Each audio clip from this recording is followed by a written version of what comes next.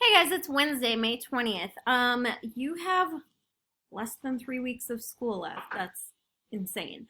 So today what you need to do for your paper is you need to create your thesis statement and get approval from me before you can start your outline, because if you don't have a good thesis statement, your paper is not going to be very solid, and we want to make sure that we can get your thesis statement as good as possible before you start working on the rest of your paper so that you don't waste a lot of time.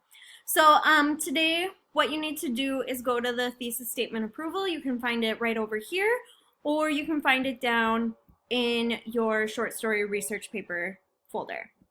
So click on it, and then it's going to bring up this, and click here. It'll open this document. This is what you need to fill out. Remember, for your thesis statement, you are not creating a theme statement. So you don't have to worry about topic, claim, qualification. That's a theme statement. Don't worry about that. What you do need to worry about is that whatever statement you're making, it has to present an argument, and it has to be specific, and it has to be defendable.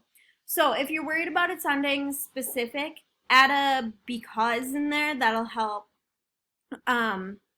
make it more specific.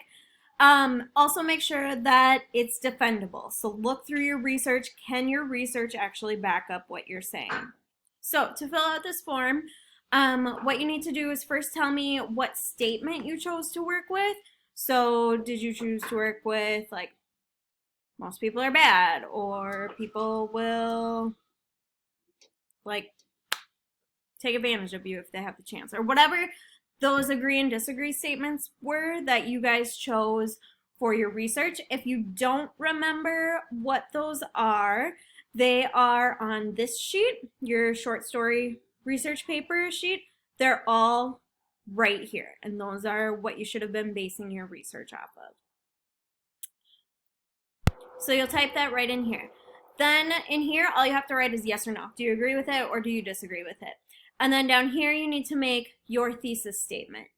One thing when you're making this, make sure that you are not listing your, like, 2 or 3 different points, because remember, then it gets kind of clunky. So don't say, like, most people are bad because this and this, and then those are your 2 main body points. Like, figure out how you can combine those 2 ideas into one phrase so that you're covering both of those body points, and then those body points can still be your main ideas for body 1 and body 2. Does that make sense?